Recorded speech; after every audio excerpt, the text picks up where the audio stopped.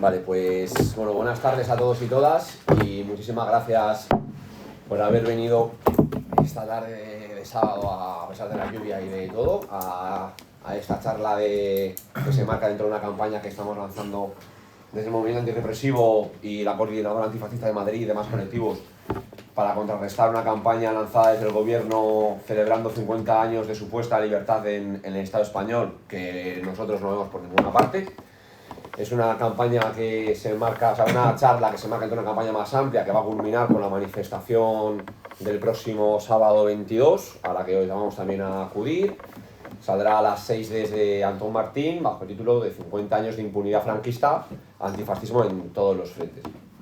Queremos, por lo tanto, darle un enfoque de lo que desde nuestro punto de vista supuso no solamente la transición, sino también todas las 5 décadas que han venido después de nula ruptura con el régimen anterior, de continuidad del fascismo y de falta total de libertad y democracia, la importancia que eso tiene, qué es lo que implica y también cómo eso en realidad es una llamada a seguir luchando y seguir organizándonos contra el régimen y contra el sistema capitalista que ampara, ¿no? Para ello queríamos darle diferentes enfoques, por eso tenemos hoy estos ponentes que nos acompañan. Voy a empezar antes de nada agradeciendo al local, a CGT Metal, por cedernos el espacio esta tarde y agradecer a los ponentes por haber venido aquí a compartir sus experiencias y su punto de vista sobre todo, ¿no? Les presento y ya les doy entrada. Va a hablar primero Jesús, presidente de la Asociación de la Comuna Presos y Represaliados del franquismo, que hablará en especial sobre el tema de la violencia que se dio en la transición y la impunidad de los crímenes franquistas y del fascismo y las Fuerzas Armadas desde entonces. Luego hablará Luis Gonzalo Segura, exteniente del Ejército de Tierra, expulsado y represaliado por denunciar las corruptelas y las pervivencias precisamente del franquismo en el Ejército, que nos dará precisamente la visión de la nula depuración que ha habido de elementos fascistas en el Ejército, las Fuerzas Armadas y demás.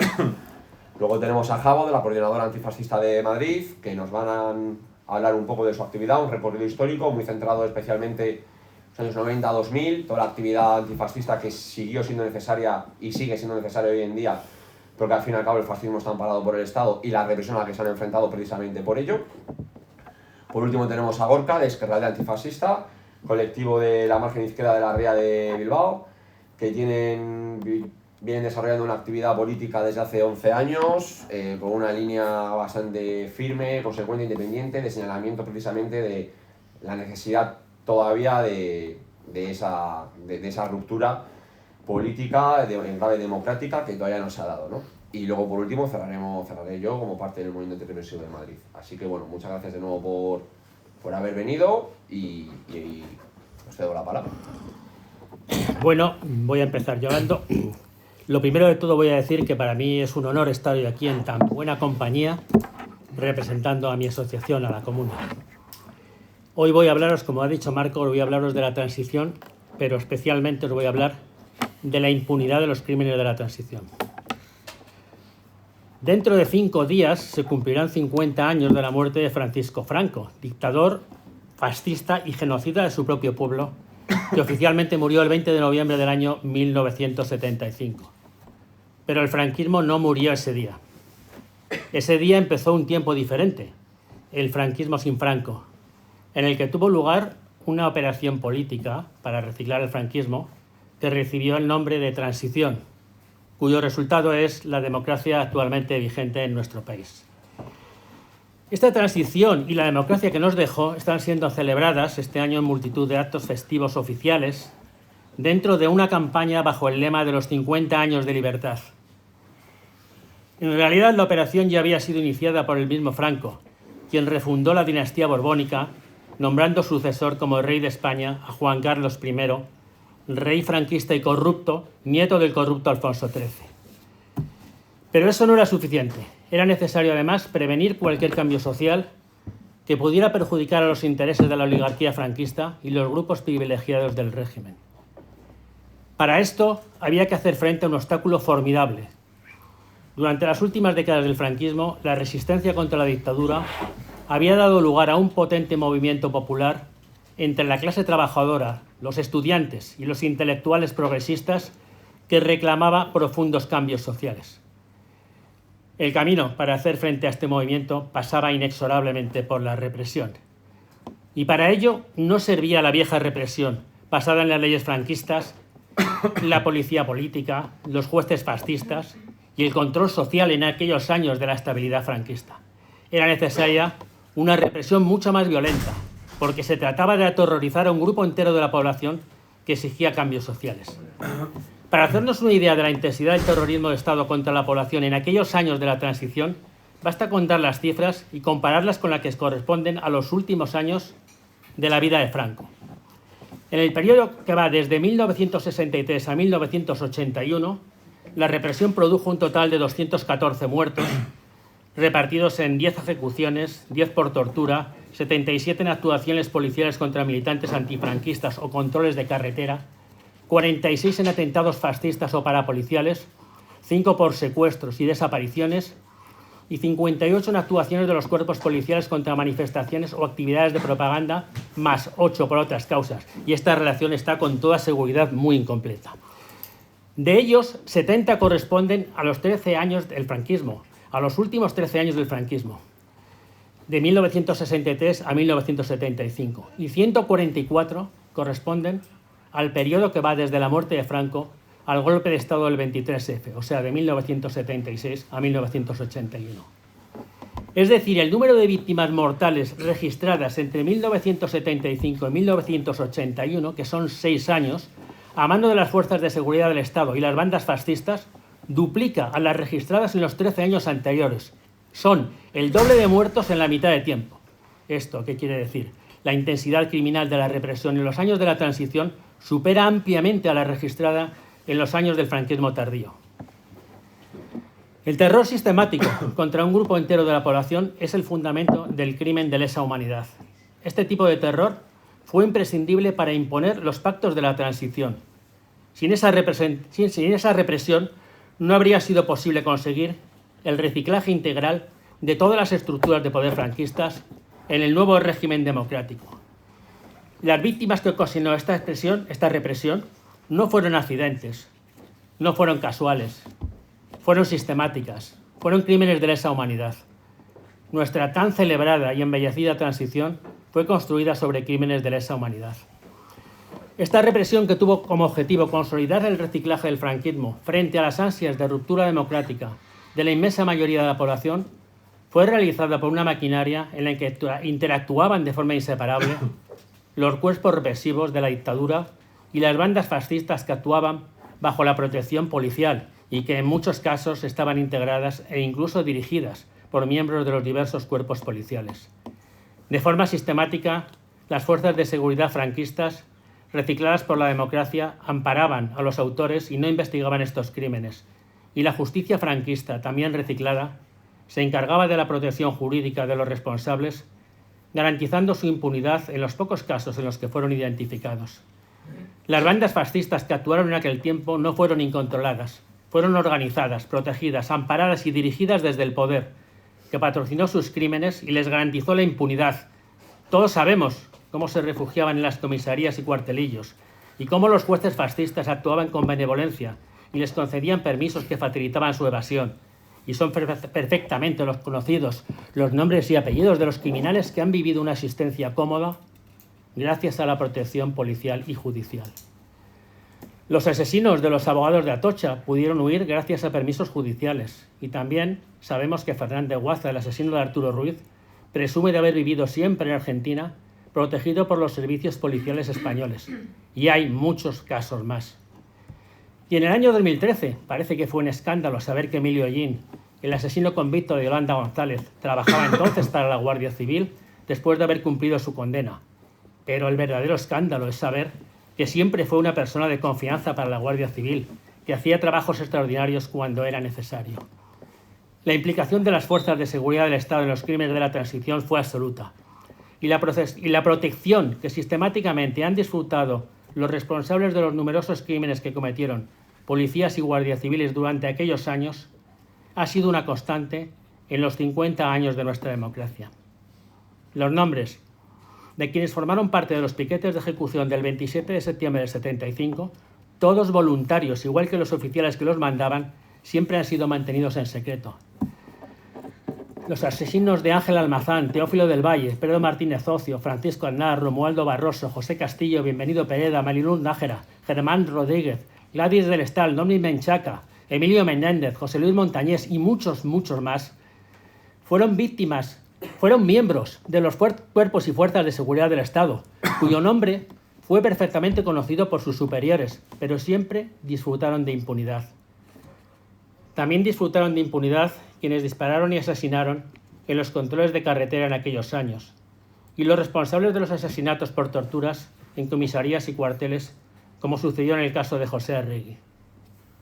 Conocemos el nombre de Jesús Quintana, el capitán que dio la orden de disparar en Vitoria, y sabemos también que los asesinos de Germán Rodríguez habían recibido una orden muy clara: no os importe matar. Los responsables de los Sanfermines del 78 están perfectamente identificados y retratados en el libro de Sabino Cuadra sobre los victimarios de aquellos crímenes. Ninguno de ellos fue investigado judicialmente y todos han disfrutado de la más absoluta impunidad a lo largo de su vida y su carrera profesional, llena de ascensos y recompensas. En la cima de esta estructura represiva estuvo durante aquellos años críticos Rodolfo Martín Villa, quien, de acuerdo con el principio de responsabilidad del superior, concentra en su persona las responsabilidades por todos estos crímenes. Este es el fundamento de la imputación que en el día de hoy sigue manteniendo la justicia argentina contra Rodolfo Martín Villa por crímenes de lesa humanidad bajo el principio de justicia universal. Y es también el fundamento de la causa abierta aquí en España por el asesinato de Teófilo del Valle, por la cual tendrá que declarar el próximo día 19 en los juzgados de la Plaza de Castilla, y aprovecho la ocasión para invitar a todos los aquí presentes a ir allí a darle la bienvenida. El crimen de Estado no fue un accidente ni fue una excepción, fue la norma durante los años de la transición, y la impunidad de los crímenes del franquismo y la transición ha sido una de las señas de identidad de esta democracia que se construyó con el reciclaje del franquismo y la colaboración de una parte de la izquierda reformista española. Los 50 años de democracia han sido 50 años de impunidad para los crímenes del franquismo y la transición, y también para los crímenes que han seguido cometiendo las fuerzas policiales, entre ellos la tortura, porque en esta democracia se ha seguido torturando en cuartelillos y comisarías, como atestiguan los numerosos casos debidamente documentados que han sido acreditados por informes de organismos españoles y también internacionales de indiscutible solvencia. Y ello ha seguido sucediendo con total impunidad. En los pocos casos en que los autores de torturas han sido juzgados y condenados, siempre han sido indultados y en muchos casos incluso han sido ascendidos, premiados y promocionados con posterioridad. Pues sí, esta es la democracia de los 50 años de impunidad. Termino diciendo que los derechos que tenemos en esta democracia tan insuficiente no cayeron del cielo ni los trajeron los pactos de la transición. Se consiguieron con la sangre de quienes murieron luchando por los derechos políticos y sociales en aquellos años terribles en los que la policía disparaba con balas. Y ahora que esos derechos son cada vez más amenazados por el ascenso del fascismo, tenemos la obligación de recordar, no podemos olvidar ni aceptar la impunidad, porque la memoria es la mejor vacuna contra el fascismo, y por eso es el momento de decir justicia, verdad y memoria, fascismo nunca más, porque fueron somos, porque somos serán.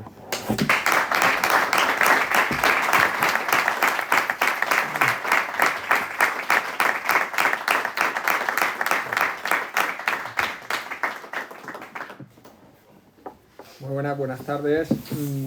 En primer lugar, muchas gracias a todos por venir, muchas gracias a los organizadores y muchas gracias a CGT por dejarnos la sede ya. Me faltó Mili. Mirad que estuve en el ejército 13 años y me faltó Mili. A ver, voy a intentar forzar la voz porque tengo muy poquita voz. Lo que ha comentado el compañero pues me parece que es una introducción muy exacta y es lo primero que tengo que comentar, que es muy triste que sea un relato que sea prácticamente desconocido por la mayoría de la ciudadanía. Es casi un relato clandestino. Pensad en cómo esto que ha comentado el compañero prácticamente es completamente desconocido, ¿no? Hablamos de una transición o de un periodo que se denomina transición absolutamente violento.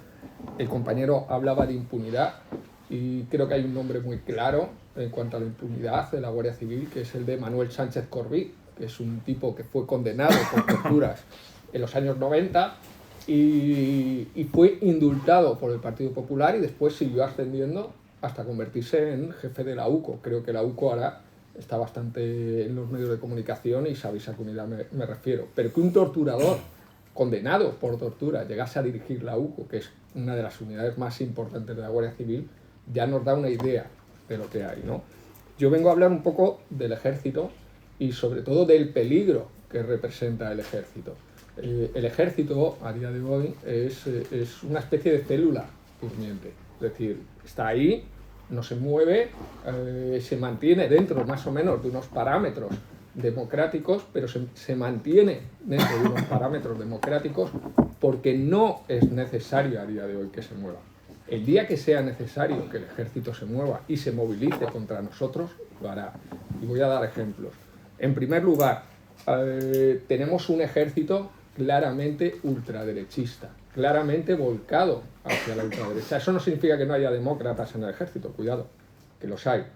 Es más, eso no significa que no haya apolíticos en el ejército, que los hay, o que no haya dentro del ejército personas a las que su ideología es el Real Madrid, el Barcelona o el programa de televisión que sea. Es decir, personas que carecen por completo de cualquier tipo de politización.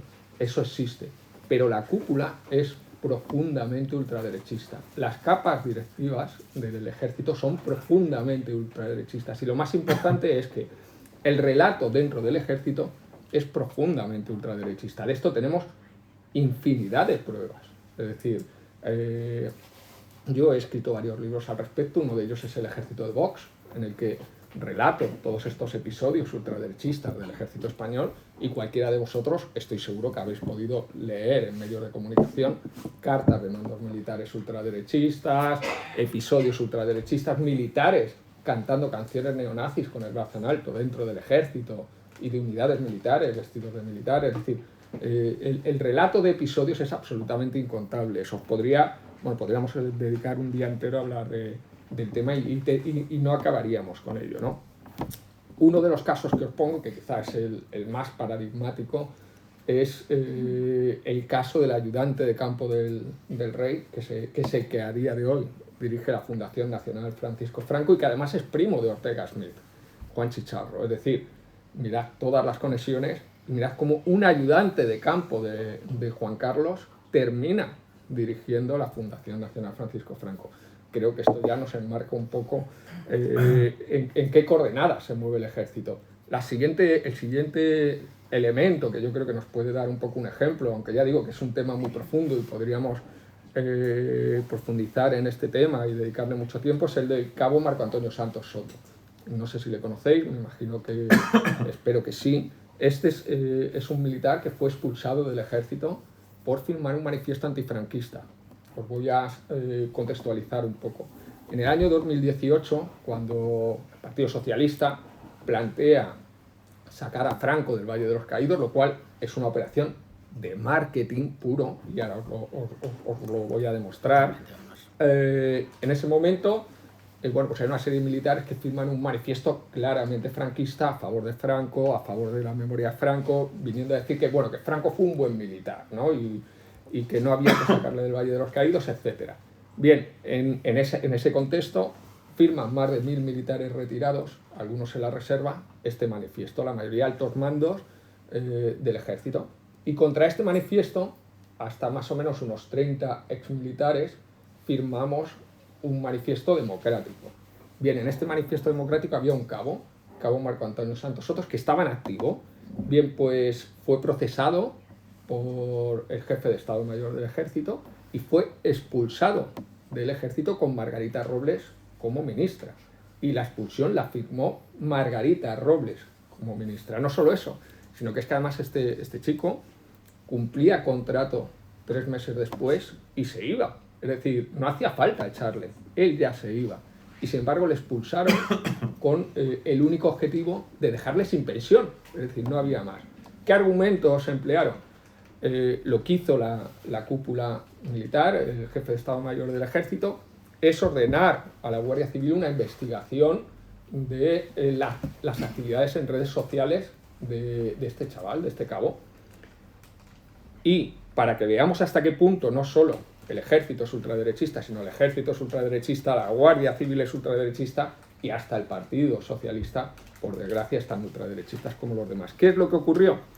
Que la unidad de la Guardia Civil detectó que este chaval estaba a favor de la República, a favor del derecho a decidir y que se había manifestado en contra de la condena de los chicos de Alsasua y consideró que todos ellos eran valores contrarios al ejército.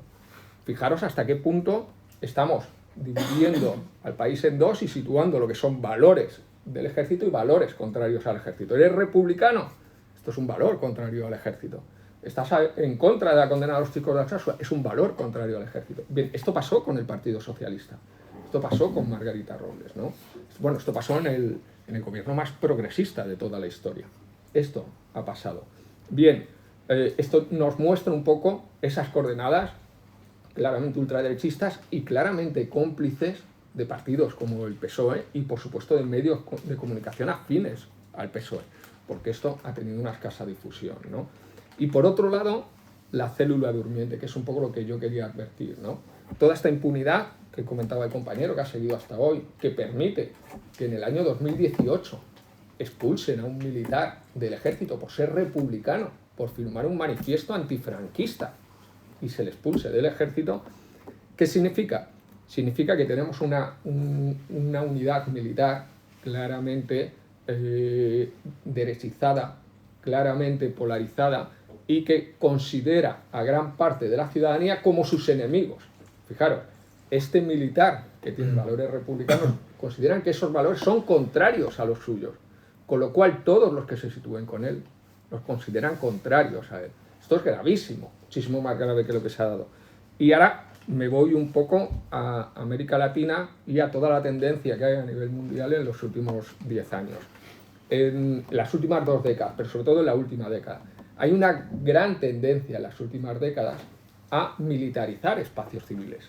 De tal forma que incluso muchos de nosotros aceptamos como válido que se militarice un espacio civil. Por ejemplo, las emergencias. Las emergencias para nosotros es completamente válido que haya una unidad como la UME, que es una unidad de militares, haciendo una labor claramente civil. La pregunta es, ¿nosotros necesitamos a militares para que apaguen incendios? ¿Necesitamos a militares para que ayuden a personas en una catástrofe? Es obvio que no. ¿Qué pasa? ¿Que es que un militar que sepa disparar un cañón o que sepa conducir un carro de combate va a poder apagar mejor un fuego? Es obvio que no. Está claro que es un proceso de militarización de la sociedad. Primero damos ese paso de militarizar las emergencias y estamos abriendo la puerta a que digamos, bueno, no, es que las emergencias se tienen que encargar los militares porque los militares son muy buenos y son los que pueden encargarse de las emergencias. Entonces llega una pandemia. ¿Y qué es lo que ocurre? Que necesitamos a los militares y que los militares resuelvan la pandemia. Incluso en las primeras, no sé si lo recordáis, en las primeras fases de la pandemia, ¿qué es lo que ocurría? Que salían militares en ruedas de prensa a decirnos, bueno, vamos a acabar con el virus. Obviamente, con los fusiles, los cañones y los carros de combate se podía acabar con ese virus. Fijaros, todo es un proceso que vamos asimilando y normalizando como si fuera normal. Después llegará un momento en el que un día nos dirán, oye, hay una crisis política. Pues obviamente, si los militares apagan incendios, si los militares acaban con los virus, pues obviamente los militares pueden ocupar el espacio de los civiles.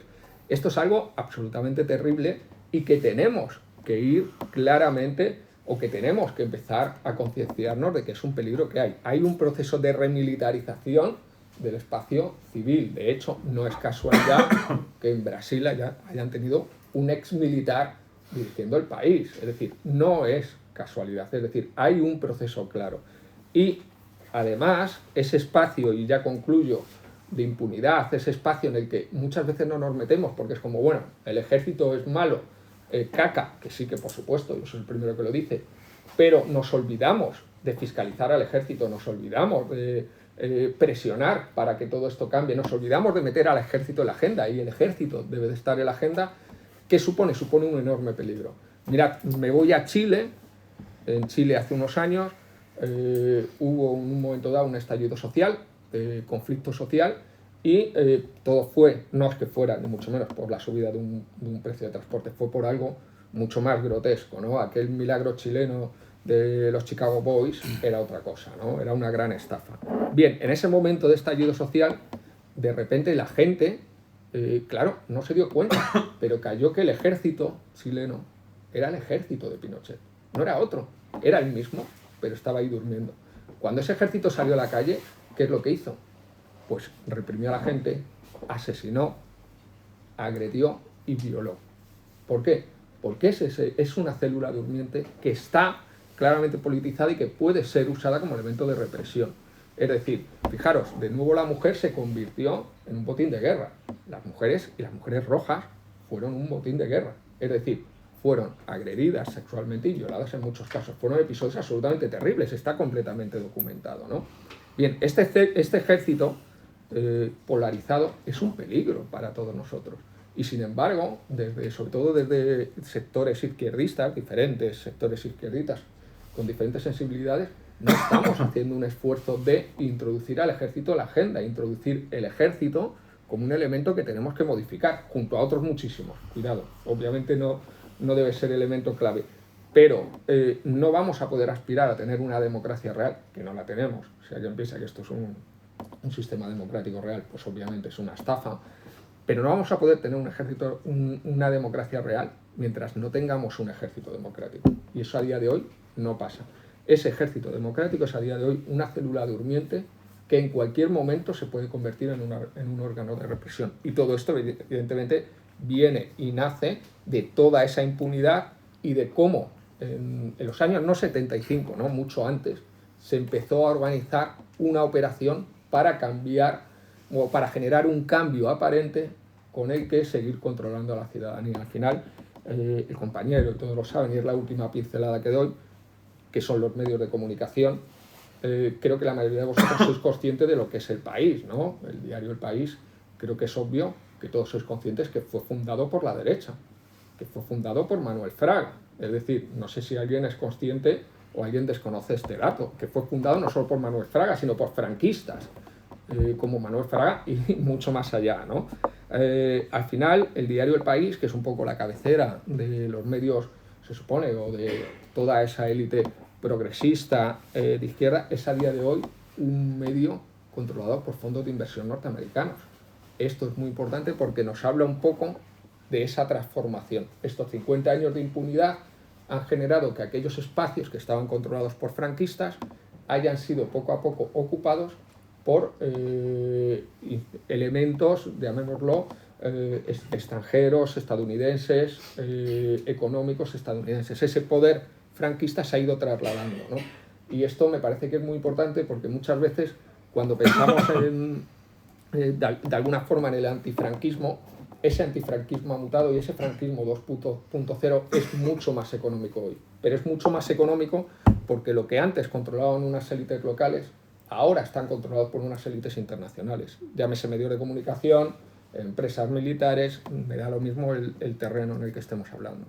Y hasta aquí llego. Daros de verdad las gracias. Bueno, ahora seguiremos hablando y pediros sobre todo, que es un poco la gran petición que yo siempre hago, que introduzcamos al ejército en la agenda. El ejército de verdad es muy peligroso, es un elemento a día de hoy de represión y tenemos que luchar para que el ejército sea una institución lo más plural posible, lo más democrática posible.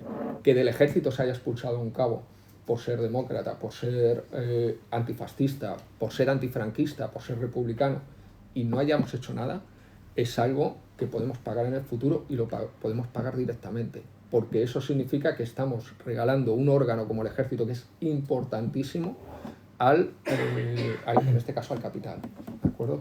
Y muchísimas gracias por todo, estoy a vuestra disposición y que sigáis luchando, que este es un espacio maravilloso de lucha, ¿vale? Muchas gracias.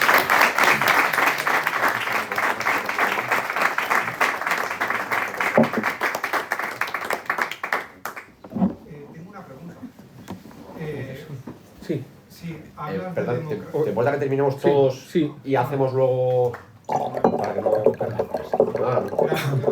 Sí, no, pero que luego al final hacemos turno de debate sobre... Bueno, agradezco muchísimo las intervenciones anteriores.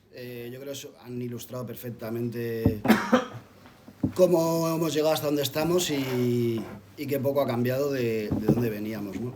Yo voy a hablar un poco de la trayectoria y trabajo de la Cordia Antifa en sus orígenes, precisamente en la herencia de todo eso que se llama transición, y un poco también los contenidos que luego se han ido incorporando precisamente el trabajo. La Cordia Antifa, como la mayoría sabréis, nace como respuesta a una movilización que había en torno al 20N por parte de la extrema derecha, ¿no? de elementos fascistas, de atacar los puestos que se ponían los domingos en Tirso de Molina, los puestos políticos de izquierdas, y se empieza a convocar una movilización de respuesta de autodefensa, básicamente, ¿no?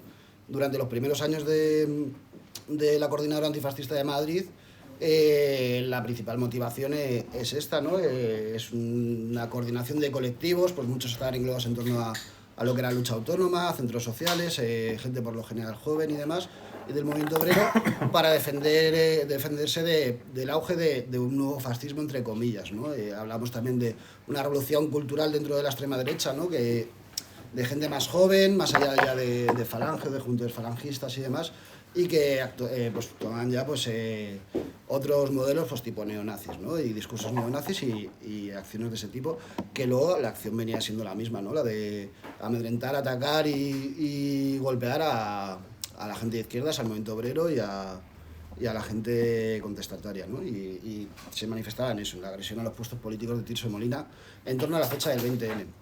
Durante los años 90, principalmente la actividad de la Coordinadora Antifascista se dedica a ello, ¿no? A defender y dar respuesta a las agresiones fascistas. También durante esos años acontecen varios asesinatos fascistas, algunos de ellos en Madrid, como Lucrecia, como Richard en Alcorcón, pero otros como Guillem Agulló en Valencia, y también pues sirve un poco para dar respuesta o apoyo a, pues por ejemplo en el caso de Alcorcón de Richard, pues a darle no solo un trabajo desde Alcorcón, sino desde todo Madrid, para que intentar reivindicar esas víctimas para que no evitar que se sigan extendiendo, ¿no? Y eso es un poco la dinámica desde el 89, que es la primera movilización y creación de la Coordinadora Antifascista, pues hasta los años 99-2000, ¿no? A partir de los años 2000 hay un cambio en la Coordinadora Antifascista a partir del 2001, y se empieza a incorporar un contenido político más allá de la respuesta en la calle, pues también los tiempos cambian y demás, ¿no? Entonces se empieza a convocar con discursos más allá simplemente de la autodefensa o de respuesta al fascismo de calle, ¿no? Entonces pues se empieza a convocar 20Ns antiimperialista ante la invasión de Irak o de otras índoles, anticapitalista, aunque bueno, en los 90 ya con el tema antiglobalización y tal se vinculaba el antifascismo con el anticapitalismo, ¿no? Se entendía y se entiende que el fascismo pues es una expresión, y el fascismo callejero incluido, una expresión de la parte más atroz de la burguesía defendiendo sus intereses, ¿no? Pero bueno, se empiezan a incorporar un contenido político más allá de simplemente la autodefensa o de las agresiones que se sufren, y se empieza a hablar en este caso, pues, de antiimperialismo y demás. Y también se empieza a incorporar precisamente el discurso de lo que estamos tratando hoy, ¿no? De la continuidad del régimen franquista. Esto en 2005 se da una convocatoria muy secundada, en la que la figura principal son los 5 últimos fusilados del franquismo, ¿no? Bueno, me salta una parte importante, que es la represión que sufren las manifestaciones del 20N.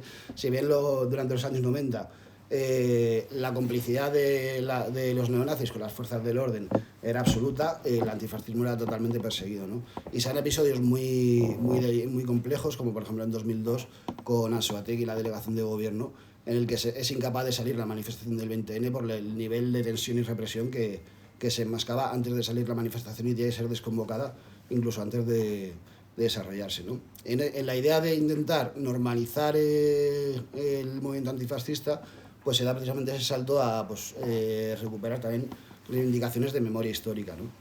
Y durante los 2000, pues a partir de, sobre todo 2005, se incorporan estos discursos, ¿no? Además entendiendo, haciendo una lectura de la continuidad del franquismo y de la no depuración de los elementos franquistas en el sistema actual.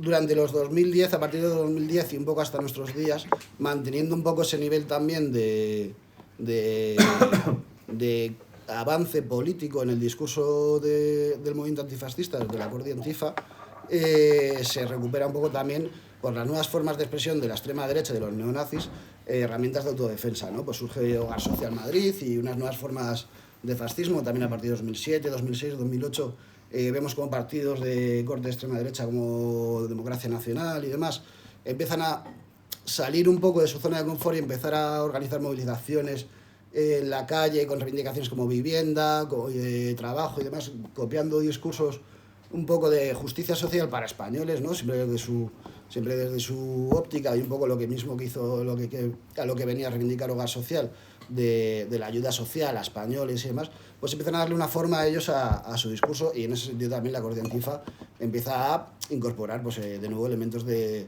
autodefensa y sobre todo de coordinación de trabajo en barrios, ¿no? Para que se confronte, para poder ayudar a confrontar pues, a Hogar Social o a otras formaciones desde los propios barrios donde van surgiendo, donde van trabajando estos elementos.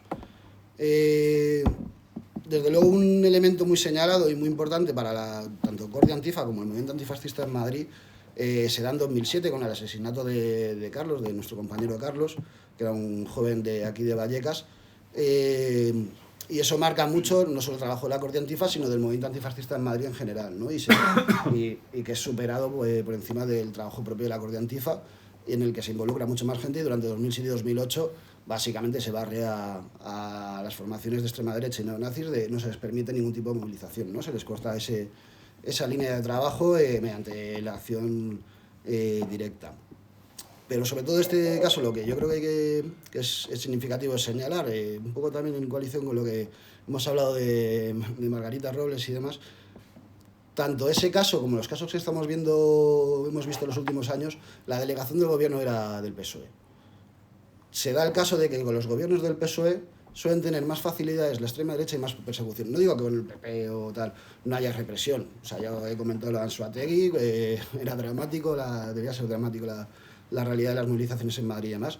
Pero el caso es que en el 2007 todas las movilizaciones de extrema derecha en torno al 20N, que fueron muchas, eran en torno a 10, fueron legalizadas, y la única movilización antifascista que había para el 24 de noviembre fue legalizada, ¿no?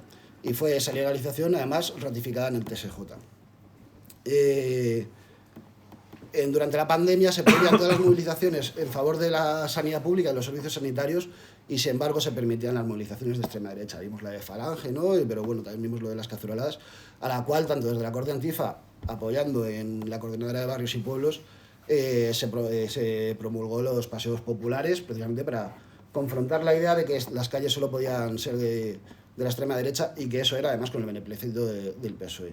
Y lo hemos visto también recientemente, por ejemplo, la concentración en Vicálvaro de Núcleo Nacional, donde se concede una concentración que se sabe que va a ser problemática y contraria al vecindario, en el que se pide que los comercios cierren por la peligrosidad de la convocatoria, y se margina y se prohíbe la movilización de respuesta de los vecinos y vecinas del barrio, ¿no? Esto es una dinámica que se da constantemente en los gobiernos y las delegaciones de gobierno y subdelegaciones de gobierno del PSOE. No nos sorprendería en el PP en principio, ¿no? Pero es que lo que tampoco ha dejado de sorprendernos es que sea con el gobierno que se ha dicho más progresista de la historia, que dices, joder, hasta Zapatero parecía más progresista que vosotros. Al menos en lo mediático. Entonces, bueno, pues también entender que el fascismo avanza si no se le combate, pero si se le invita a la calle, avanza más, ¿no? Lo digo porque ese discurso de las falsas trincheras, de llenarse la boca, de frenar a Vox, frenar a la extrema derecha, para pedirnos el voto, generan unos discursos que luego son frustrantes porque no se manifiestan en la realidad, porque luego no hay medidas contra la extrema derecha en la calle, y somos al final los vecinos y vecinas y la gente antifascista del pueblo los que tenemos que frenarles, ¿no? También algo que parece curioso y que no es casual es que se le da una cobertura mediática a la extrema derecha desde los medios progresistas, que es la leche, precisamente por una campaña a ellos les da igual al final, ellos lo que quieren es mantenerse en el poder lo que puedan, ¿no? Y como lo hacen tan mal y tienen tantos casos de corrupción a sus espaldas y tienen tanta mierda detrás, buscan a la desesperada pues hinchar monstruos para ellos intentar luego recuperar ese poder, ¿no? Pero cuando hemos visto cómo se hacía coberturas en directo en las 24 horas en Televisión Española, en La Sexta, de movilizaciones de Núcleo Nacional, del Noviembre Nacional y demás, hemos visto cómo en lo de Vicálvaro hacían un reportaje fotográfico, periodistas progresistas, de gente que tenemos su nombre y su teléfono, y luego al final publicaban en El Salto, en el diario.es, solo la movilización del núcleo nacional y no sacaban ni una foto de la respuesta vecinal. Y dices, ¿cuándo han hecho una cobertura de una manifestación de homenaje a Carlos? Una cobertura en directo. Cuando han sacado un fotoreportaje de un 20N, más allá de la prensa ya sí realmente alternativa. Pero es que no hablamos del ABC, hablamos del País, hablamos del Salto y del diario.es. Eso nos hace una idea de precisamente la situación en la que estamos y cómo todo forma parte de ese atado y bien atado, ¿no? En el ejército, en la prensa, en los políticos y cómo esa carencia de memoria histórica.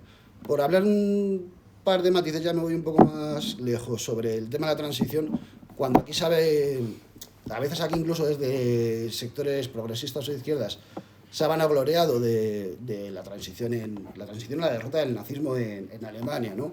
Y de los juicios de Nuremberg y demás.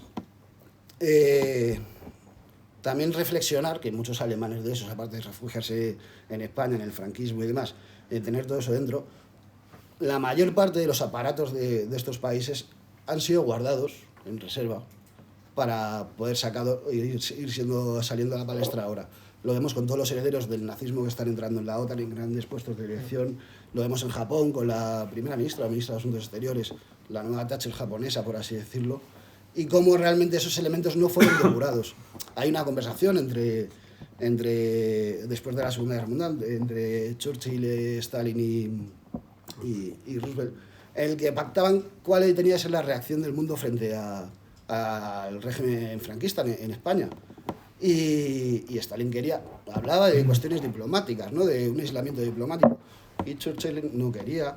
O sea, quiero decir, el futuro del franquismo se debatió también a nivel mundial y precisamente el miedo a la izquierda, al comunismo, a los bloques progresistas mundiales, lo que hicieron fue guardar esos elementos del nazismo para ahora, por ejemplo, que va haciendo falta ir sacándolos, ¿no? Entonces, bueno, pues frente a eso es a lo que nos estamos organizando y frente a eso es a lo que seguimos trabajando.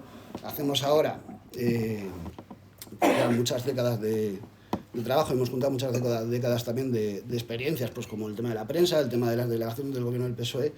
Y bueno, pues por eso este año el 20N, pues tiene la manifestación de 20N, tiene el lema que ha comentado Marcos, de 50 aniversario de impunidad franquista, porque evidentemente no solo no fue depurada, sino que se han mantenido en el poder y han seguido su dinámica. Han asesinado más después de Franco que antes de Franco, ¿no? Antes de la muerte de Franco.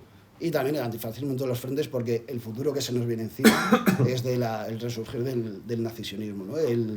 Las nuevas expectativas del imperialismo solo se cumplen, pues como hemos visto, un genocidio televisado y completamente documentado en Palestina, otras maniobras como la deportación masiva de inmigrantes en Estados Unidos y mucho que nos queda por ver, ¿no? Ahora mismo pues una flota en las afueras de las aguas de Venezuela, nos queda por ver muchas cosas que hace 10 años nos parecerían inimaginables y que bueno, pues que esas formas, esa deshumanización, por ejemplo, de los palestinos y demás, pues está muy relacionada precisamente con todo lo que se guardaron se lo guardaron un poco más abajo después de la Segunda Guerra Mundial, pero que quedó un poco más en la superficie en el Estado español, ¿no?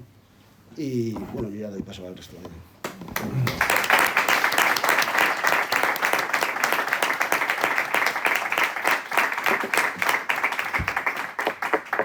Vale.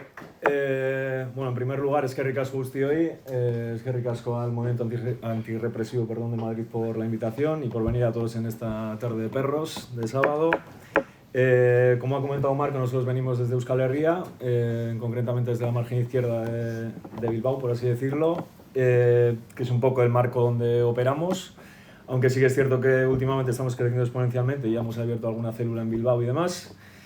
Y bueno, yo os voy a hablar un poco de por qué para nosotros el Estado español sigue siendo un Estado fascista, por qué no ha habido una ruptura o por qué estos 50 años han sido una farsa, por decirlo coloquialmente, y cuál es un poco nuestra propuesta política.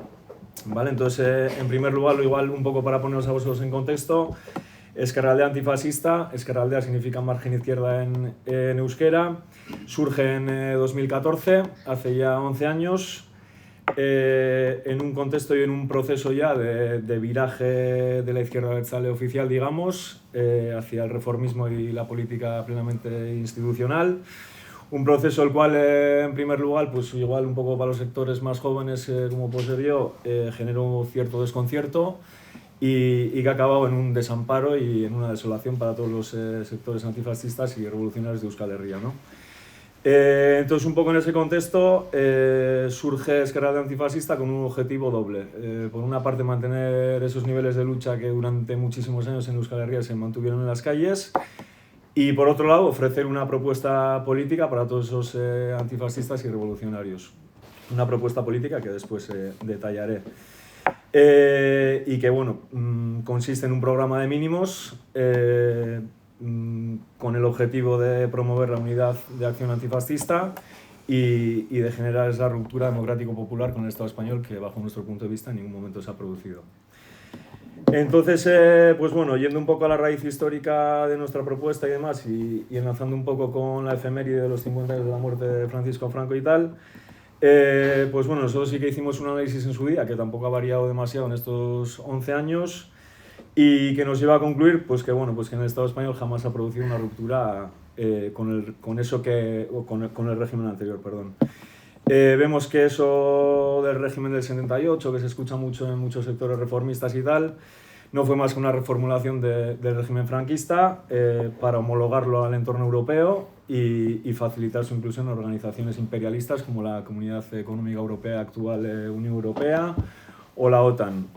En ese sentido, no debemos olvidar la importancia que tiene la península ibérica, quizá no tanto a nivel político-económico, pero sí a nivel geográfico, siendo uno de los puntos de entrada al Mediterráneo y bueno, siendo frontera también con África, siendo por tanto una plaza estratégica de primer orden a ojos del bloque imperialista. Entonces, bueno, un poco por citar algunos de los elementos que, bajo nuestro punto de vista, convirtieron la transición en un fraude político, pues bueno, en primer lugar decir que no ha habido ninguna depuración de las estructuras franquistas. Ahí tenemos, por poner algunos ejemplos, el Tribunal de Orden Pública, actual Audiencia Nacional, tenemos al Ejército que ha comentado el compañero también, la Guardia Civil, las brigadas políticos sociales y demás, que bueno, pues que en algunos casos han cambiado de nombre, pero bueno, que como se dice coloquialmente, pues siguen siendo los mismos perros con diferente collar. Evidentemente no hubo ninguna opción de restaurar la República, ni mucho menos, de recuperar la bandera tricolor. Es más, hasta bien entrado los 80 ahí se mantuvo la bandera del famoso Águila de San Juan, ¿no? como bandera oficial del Estado español. El jefe del Estado, como todos sabemos, fue elegido a dedo por Franco, un jefe del Estado, Juan Carlos de Borbón, que actualmente, si no me equivoco, ha publicado unas memorias y se ha encargado de recalcar su admiración profunda que siente por Francisco Franco y bueno, pues ahí está, ¿no? También nos gustaría destacar que esas primeras elecciones supuestamente democráticas en la mal llamada transición fueron unas elecciones generales con unas movilizaciones diarias por la amnistía, con unos niveles de lucha tremendos en las calles. Una amnistía que, como ya pues todos sabemos, no fue tal, no se aplicó a todos los luchadores antifranquistas y supuso un blanqueamiento y un autoindulto al régimen franquista. Un poco ya desde nuestra perspectiva de Euskal Herria, pues a las naciones sin Estado, naciones oprimidas o llamámoslo como queramos, se les hurtó el derecho de autodeterminación, se les llamó nacionalidades y, bueno, pues en nuestro caso se convirtió, por ejemplo, la partición de la Comunidad Autónoma Vasca y Nafarroa en una cuestión de Estado, que actualmente pues, consideramos que sigue siendo una cuestión de Estado. También vemos cómo los mismos sectores oligárquicos pues, siguen controlando la economía y esos nuevos ricos que llaman, ¿no? Que siguen un poco hegemonizando gracias a las privatizaciones y liberalizaciones desde los 80, los 90, pues tenemos Telefónica, Repsol, Endesa y demás. Entonces, pues un poco viendo estos elementos, pues vemos que el ensamblaje político del Estado español pues que sigue siendo el mismo, ¿no? Ahí tenemos pues esa inquebrantable unidad de España, ¿no? Que tanto les duele a sectores abiertamente fascistas. También vemos cómo las libertades políticas pues, siguen siendo limitadas. Ahí seguimos teniendo un montón de presos políticos, antifascistas, comunistas, anarquistas, un montón de obreros reprimidos. también seguimos viendo, como he comentado, esa influencia de sectores oligárquicos y también vemos como el Estado español pues, está completamente subyugado a estructuras imperialistas como la OTAN y la Unión Europea, ¿no? También desde nuestra perspectiva, pues los idiomas cooficiales como puede ser el euskera, la lengua navarrorum sigue estando politizada y tenemos, si cogemos el mapa de Navarra, Navarra está dividida en 3 zonas, está la zona vascófona, la zona mixta y la zona no vascófona, algo que a ojos de cualquier persona civilizada es algo impensable.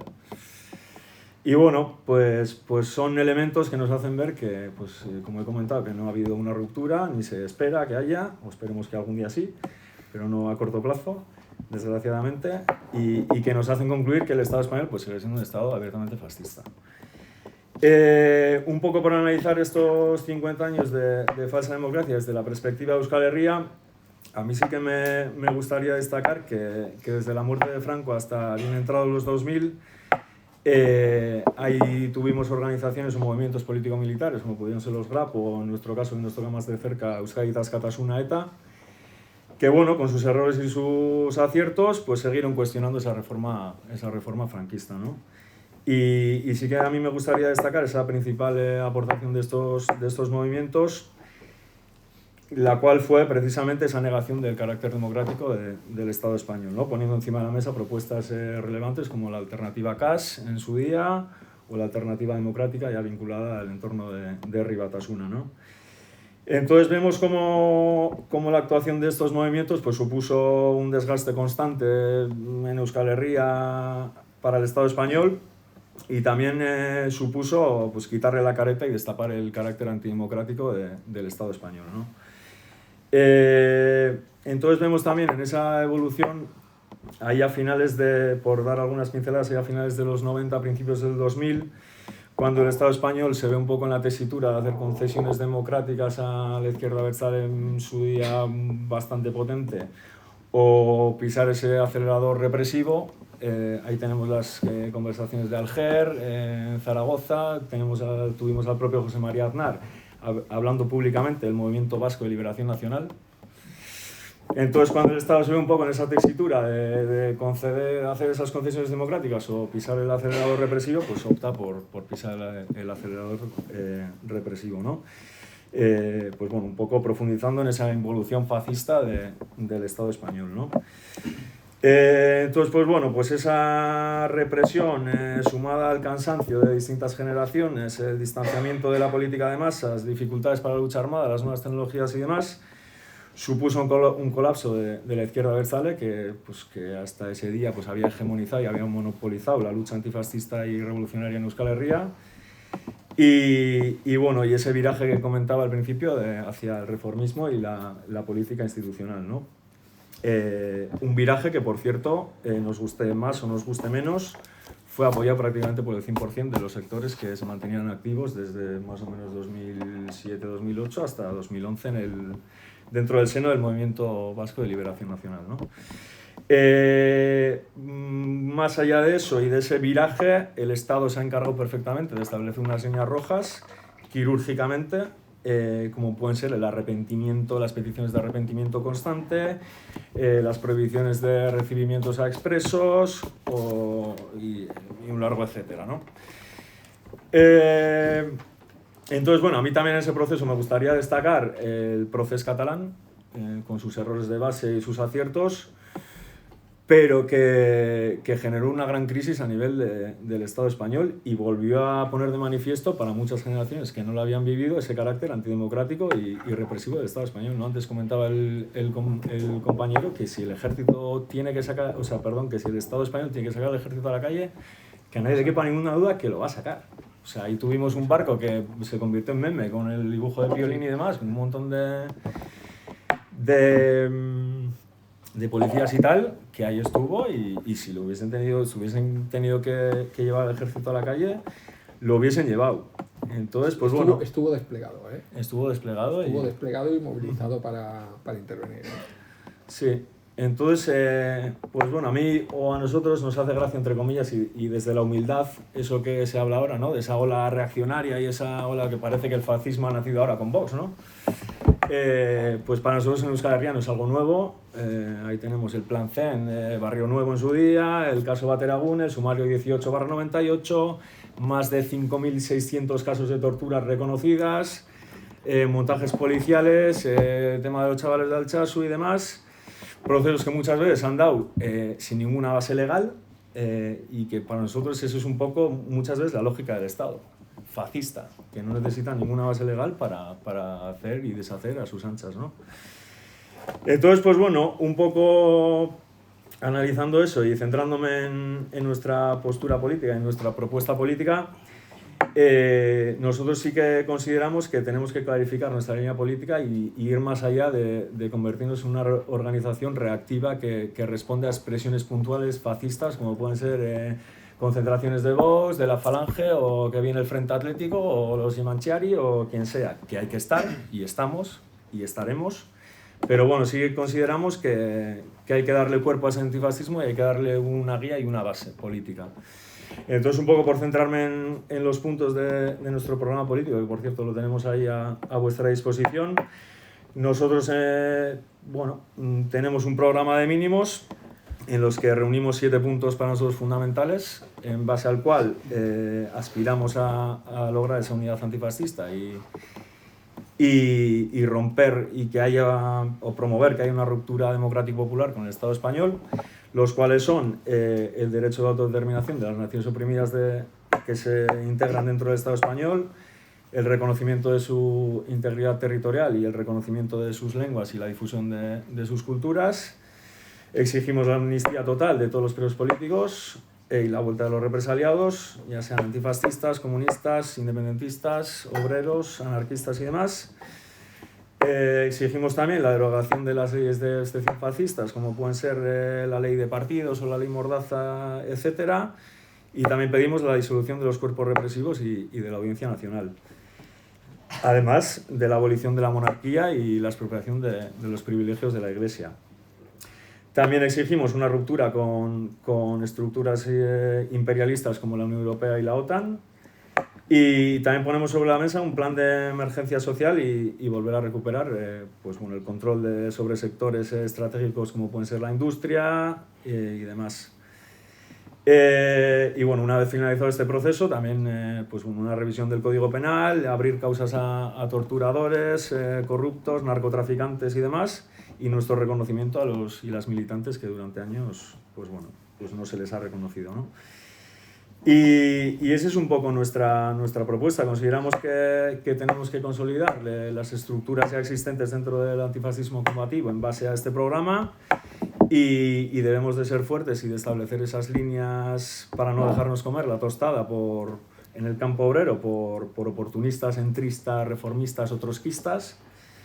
Y en eso estamos. Consideramos que tenemos que organizarlo pues, barrio a barrio, en cada centro de trabajo, en cada centro de estudio, liderando desde el antifascismo luchas, digamos, prepolíticas, como pueden ser el tema de la vivienda o las luchas por la falta de recursos básicos, etc. También consideramos que debemos impulsar desde el antifascismo combatiente esas luchas, ¿no? Contra el rearme y en favor de la salida de la OTAN y demás. Y en el campo de la lucha obrera, pues también intervenir en conflictos donde haya posibilidades de radicalizarlos, siempre preservando la unidad obrera y sin hacer ni aparecer en los centros de trabajo como si fuésemos paracaidistas o tarrados mentales. Y bueno, reconstruir esos puentes, ¿no? Entre la lucha económica, la lucha política y la lucha en la calle y en los centros de trabajo que a día de hoy vemos que es prácticamente inexistente, ¿no? Entonces, pues bueno, en definitiva se trata eso, de fomentar y cuidar los canales. En ese sentido, este tipo de espacios y este tipo de marcos consideramos que dan pie a ello y organizarnos entre todos y bueno, pues como he dicho antes, con ojo a visor ante cualquier reformista y entrista o trotskista, llamámoslo como queramos. Y eso, un poco bajo esos mínimos, siendo fuertes y teniendo claras las ideas y cuál tiene que ser nuestra línea política y nuestro marco de acción.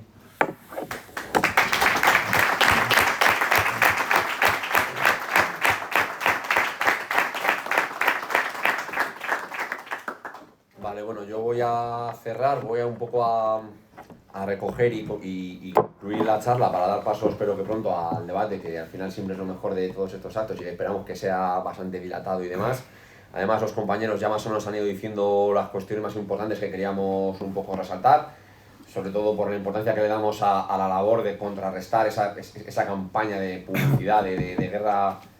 De guerra cultural, un poco de lavado de cara que se está haciendo el régimen, que además es que nos parece hasta insultante, ¿no? Que nos vengan a hablar de 50 años de España en libertad, cuando vemos, como hemos visto aquí, un recorrido histórico a lo largo de décadas de total impunidad, de crímenes de Estado, de terrorismo de Estado, tenemos a los GAL, cierres de periódicos, bueno, etcétera, etcétera, y la importancia que tiene hacerlo, ¿no? Nosotros, pues eso, ha quedado más que constatada la continuidad, no del régimen anterior, sino del régimen que todavía hoy estamos padeciendo, el régimen que se impuso en 1939 tras la victoria del ejército sublevado el 18 de julio. Han hablado además, antes decía Juan, aparte de agradecernos a todos por venir, agradecer a Juan Carlos que haya elegido ahora para sacar las memorias, porque nos hace media charla solamente él y efectivamente ha reconocido, tengo apuntada la frase que salió el otro día de: a Franco no permitía que nadie le criticara en mi presencia, porque al fin y al cabo fue el que me hizo rey.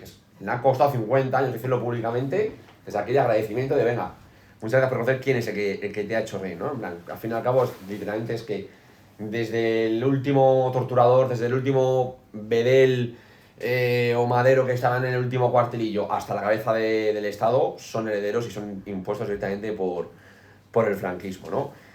Todo esto para nosotros tiene una importancia crucial, como decía, porque al fin y al cabo, si el Estado se empeña tanto en esta labor de propaganda, en este travestismo, en ponerse una careta democrática que ya no se cree nadie, es precisamente porque sabe que viniendo a cara de perro, que mostrando su verdadera esencia, no podría ejercer su dominio y el sometimiento con el que nos oprime de una manera tan cómoda, ¿no? Es decir, hoy en día no toleraríamos una dictadura fascista abierta, de viejo cuño, por así decirlo, y por ello es tan importante mantenerse ese estado como de latencia, ¿no? Es que sea durmiente, pero que no dudemos, como decía el compañero, que cuando haga falta, el mazo lo tienen debajo de la mesa. Que no esté encima porque no hace falta, pero tenerlo tienen ahí y lo van a sacar cuando haga falta, ¿no? Y para nosotros es muy importante deslegitimar, porque al fin y al cabo, con esta farsa democrática, lo que hacen también es, la utilizan para imponer sus políticas antiobreras, antipopulares, ¿no? Es decir, claro, te recortan, reformas laborales, empeoramiento de las condiciones de vida, el rearme, la UE, todo esto al fin y al cabo te lo venden con una legitimidad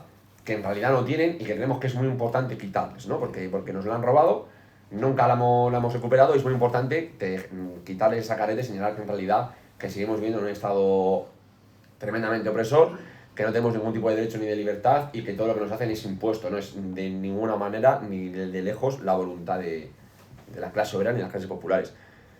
Tiene esa importancia, por un lado, el tema de la deslegitimación del régimen para luchar contra él con todas nuestras fuerzas y con todas las herramientas y métodos que encontremos y de los cuales dispongamos, y también la otra cara de esa misma moneda es la legitimación, precisamente, la legitimación de toda la lucha, de todos los luchadores que se han atrevido a plantar cara, especialmente desde la transición, a no pasar por el aro del atado y bien atado, a no comprar el discurso de la reforma del régimen, que una reforma que aparte es muy, muy importante también, nosotros siempre aceptamos que se hizo siguiendo los propios cauces jurídicos del régimen del 39, ¿no? Es decir, las Cortes franquistas, siguiendo su funcionamiento jurídico normal del Foro de los Españoles con la legislación franquista, son las que van aprobando las leyes para su propia remodelación, para aprobar una constitución nueva, es decir, en ningún momento hay ni siquiera de manera simbólica la más mínima ruptura, ¿no?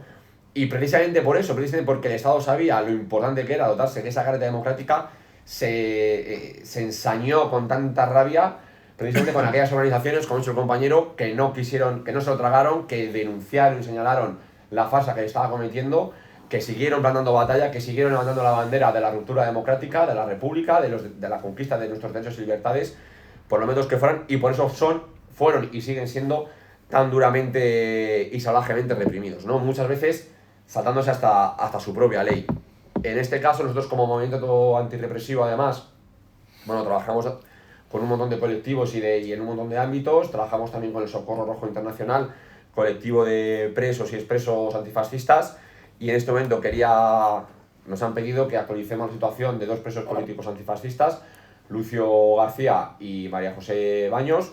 Son dos presos que están, bueno, en el caso de Lucio tiene más de 70 años, tiene una enfermedad, bueno, tiene pues Alzheimer, o sea, una enfermedad derivada de su elevada edad, que se le está agravando a un ritmo bastante acelerado, y con la ley en la mano, que esto es muy importante, con la propia ley del Estado en la mano, debería estar en la calle ya, porque además los últimos testimonios que nos llegan de prisión es que es una persona que está, pues una persona que tiene demencia y que está totalmente desorientada, ¿no?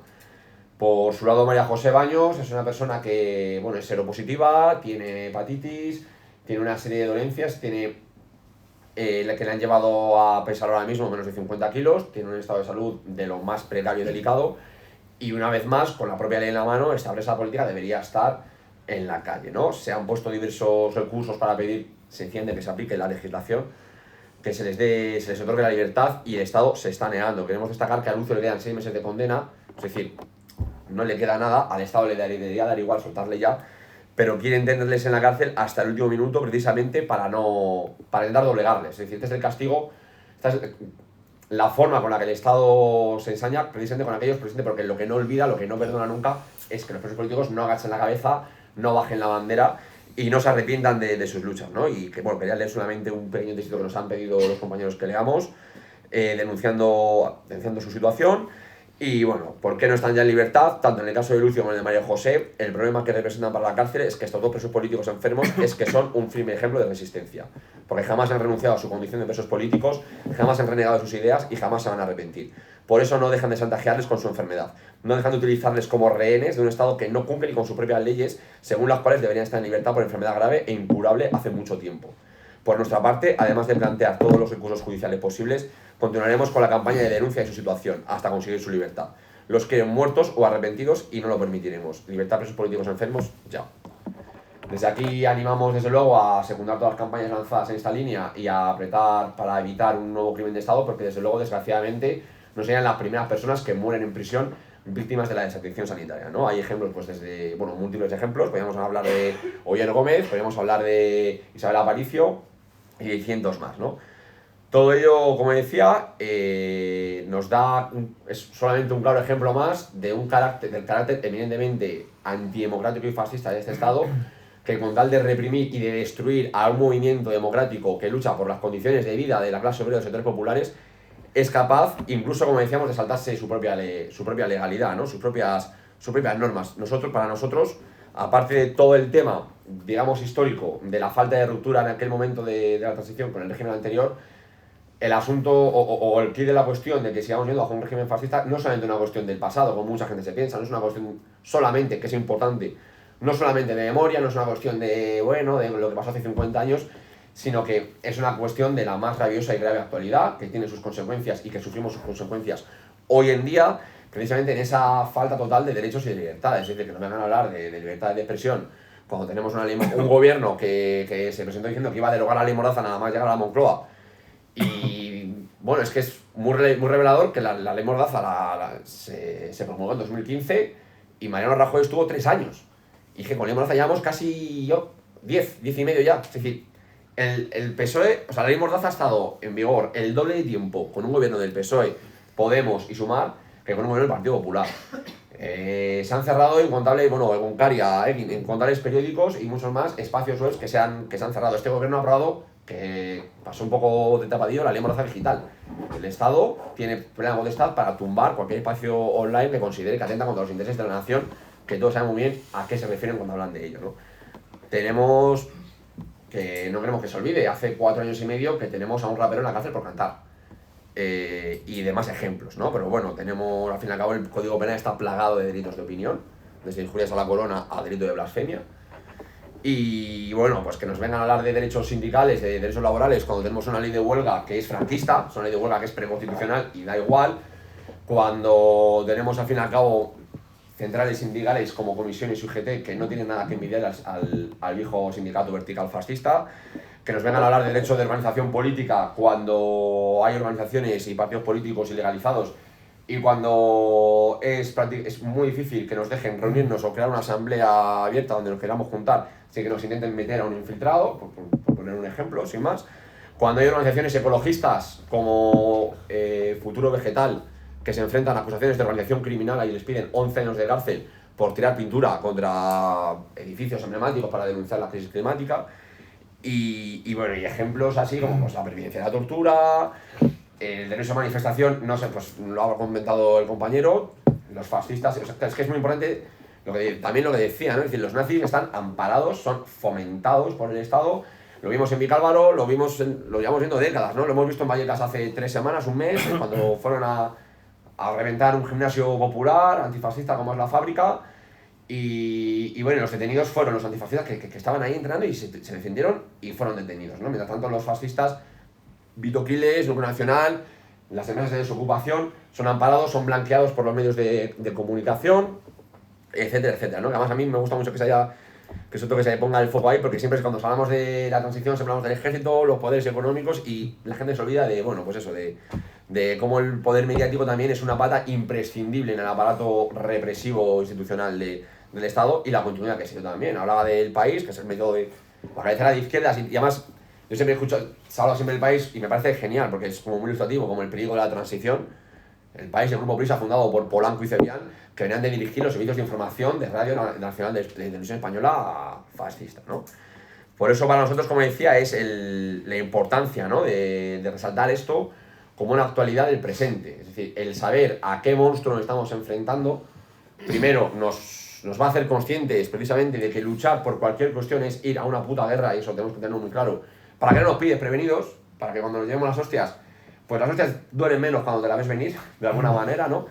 Y bueno, es que hace 2 semanas, es un ejemplo, porque claro, aquí muchas veces hablamos de organizaciones revolucionarias y tal, pero es que hace 2 o 3 semanas hubo una manifestación en Sol de estudiantes de instituto, es decir, de chavales menores de edad, contra el bullying, que no estaban pidiendo nada, y la policía les ha aporreado. O sea, y yo recuerdo y hablo también mucho de cuando las protestas en Madrid-Río, del no a la tala, no sé si lo recordáis, grupos de vecinos, incluso de gente mayor, que lo que querían era, les van a abrir una boca de metro y van a talar 400 árboles en un bosque, y decían, pues abrir la boca de metro aquí y no nos taléis el árbol, y bueno, no sé cuántos detenidos y no sé cuántos aporreados y demás, ¿no? Es decir, que sepamos que en este estado luchar contra lo que sea, por nuestras condiciones de vida y de trabajo, es ir a un enfrentamiento directo contra un monstruo armado hasta los dientes, en todos sus brazos, el policial, el judicial, el político, el mediático, el económico, etcétera, etcétera.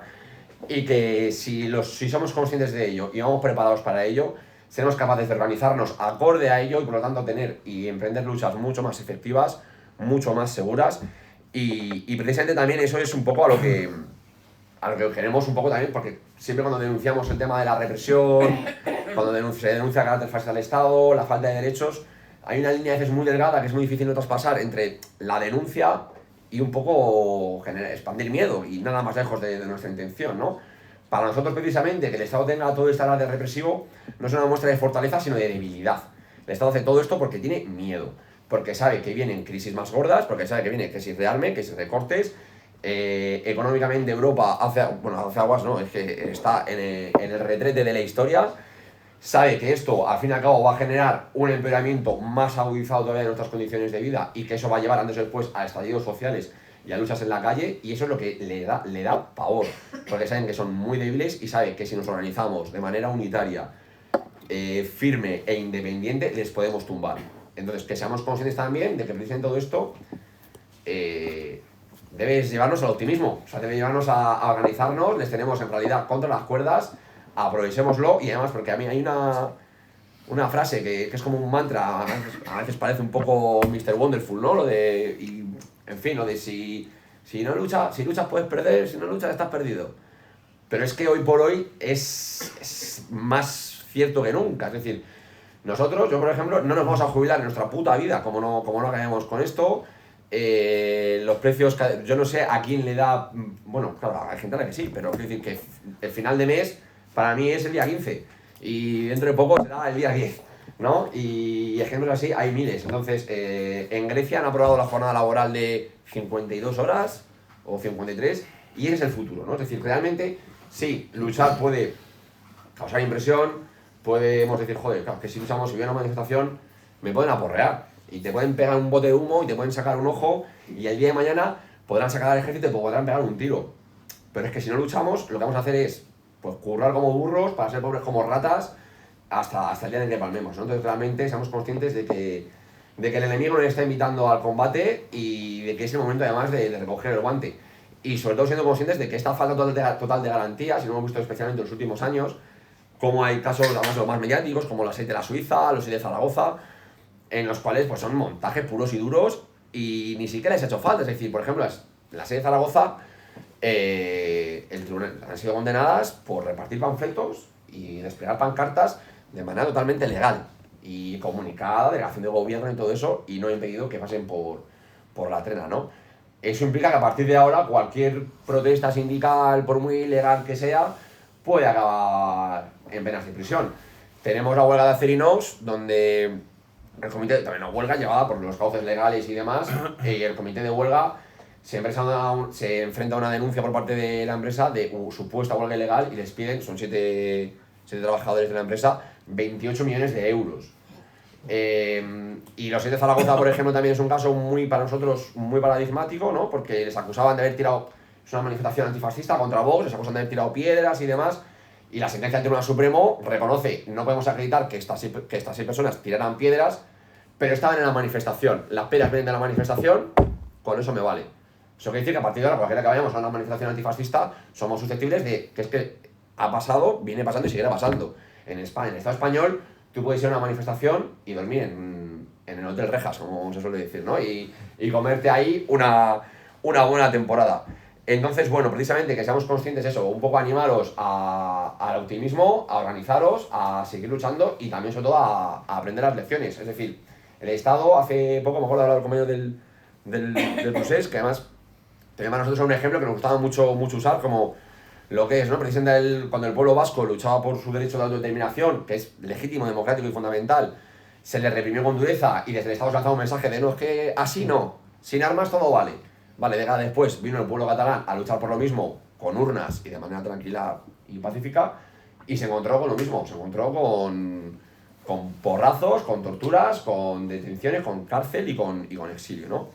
Entonces, pues bueno, somos conscientes, al fin y al cabo también, pues recuerdo que todo esto, porque me acuerdo de una pancarta que se hizo muy bien en aquel entonces, que decía, nos habéis enseñado que ser pacífico no vale de nada.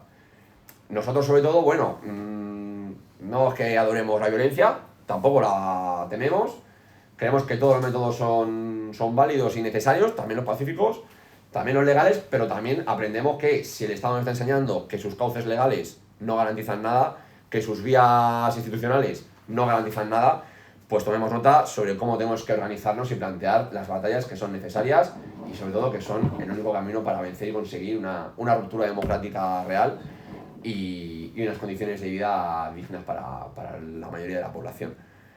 Y pues eso, con animándoos a seguir luchando, organizándoos y a plantar cara termino y ahora espero por supuesto que haya debate, que al final es siempre lo mejor y lo más enriquecedor.